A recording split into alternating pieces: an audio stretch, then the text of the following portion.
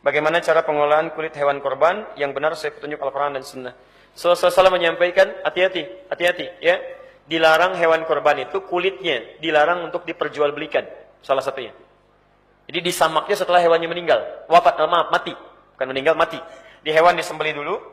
Cara menyembelihnya, lihat hadis riwayat Ibnu Majah nomor hadis 3221. Dari Jabir bin Abdullah, kata Jabir, ra'aitu Rasulullah sallallahu alaihi wasallam, seseringkali melihat Rasulullah sallallahu alaihi wasallam hina yadhbah, saat akan menyembelih hewan kurban, aqbala al-qiblah. Satu, menghadapkan hewannya ke kiblat. Awas, ini jarang dilakukan nih. Kadang asal sembelih saja, hadapkan hewannya ke kiblat.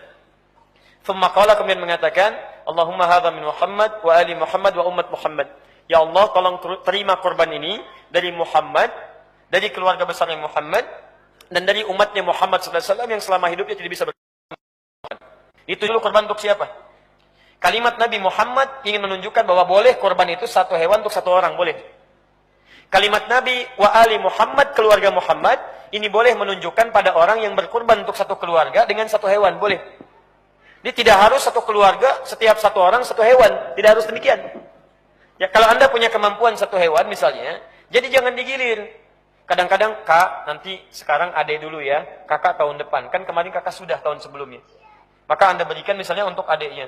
Kakaknya protes, nggak mau, pokoknya kakak tahun ini. Ayo kita undi aja. Begitu diundi, keluar kakek misalnya kan. Nah, jadi ada yang nggak dapat, kakak nggak dapat. Nah, Anda bisa sebutkan langsung untuk keluarga besar fulan. Maka kakaknya ikut, bapaknya ikut, ibunya ikut, sampai ke bawahnya. Sah. Ya. Dan kalimat Nabi umat Muhammad, itu boleh menunjukkan, kata para ulama, berkorban bagi orang yang sudah wafat. Karena kalimat umat Muhammad mencakup yang hidup yang telah meninggal dunia. Antum umatnya Nabi Muhammad bukan? Saat Nabi berkorban ada antum di situ? Tidak ada. Antum nggak ada, tapi antum disebutkan. Belum ada, sudah disebutkan. Dan di antara umat Nabi ada yang sudah meninggal duluan. Kata para ulama, ini menunjukkan bolehnya berkorban ditujukan pada untuk orang yang sudah meninggal dunia, itu sah. Walaupun Imam Asy-Syafi'i, beliau mengikat dengan dalil, kata beliau, jika itu diniatkan, pernah jadi warisan. Ya, jadi maksudnya bukan warisan, wasiat. Dia ada yang berwasiat, tolong kalau saya meninggal dunia, korban untuk saya, misal.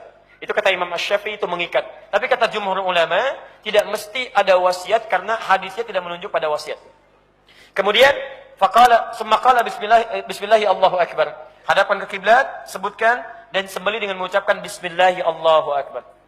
Sebelumnya, kata Nabi, lihat kalimatnya, idza dzabhtum fa ahsinu dzibhah. Kalau Anda sembelih, baguskan sembelihan. Kalimatnya dzibhah, sekali sembelihan.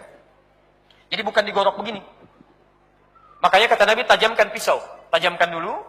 Sehingga ketika antum sembelih, tidak berkali-kali. Jadi begitu set begini, selesai. Jadi bukan berkali-kali. Dan ketika Anda menajamkan, itu pun tidak di depan hewannya. Jauhkan hewannya. Tajamkan, jauhkan hewannya. Awas, hati-hati ya. Ini bukan hewan dipanggil. Kandidat selanjutnya. Kandidat panggil. Lihat hewannya, hati-hati ya. Begitu disembelih, tes hewannya gitu kan. Awas.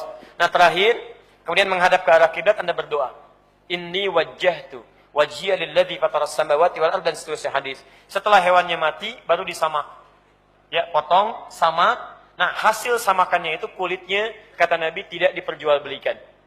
Awas, hati-hati. Hati-hati, tidak diperbolehkan untuk diperjualbelikan. Hadisnya dari Ali bin Abi Thalib radhiyallahu taala anhu.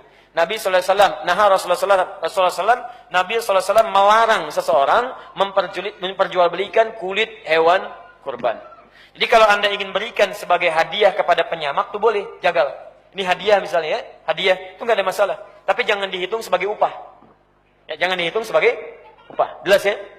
Tapi kalau sudah dihadiahkan, terserah Anda mau dipakai apa. Misal, saya menerima hadiah dari kulit hewan kurban. Itu mau saya pakai misalnya untuk bikin kerupuk kulit, mau dipakai untuk kulit sesuatu, mau dipakai saya jual lagi, itu nggak ada masalah. Yang penting saya sudah terima. Tapi kalau yang kurban, tidak boleh memperjualbelikannya. Paham ya? Baik, makanya kalau Anda berikan, saya berikan misalnya pada DKM masjid untuk hadiah, silahkan.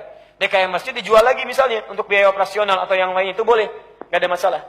Ya, kecuali kalau DKM memperjualbelikan, itu yang tidak tepat. Ya, belum diberikan sudah diperjualbelikan, itu yang salah. Paham ya? Baik. Kalau mau cari jalan tengah begini, Sohibul Kurban sepakati dari awal, Pak, nanti ini panitia kurban, saya serahkan kulitnya, silahkan ambil aja. Kalau sudah ada, maka panitia boleh menggunakannya sesuai dengan aspek yang dibutuhkan. Ya, misal Anda jual lagi, Anda berikan kepada misalnya yang penjagalnya dan sebagainya, itu sah, tidak ada masalah. Yang penting sudah ada akad pemberian sebelumnya. Jelas ya? Itu jalan keluar yang terbaik.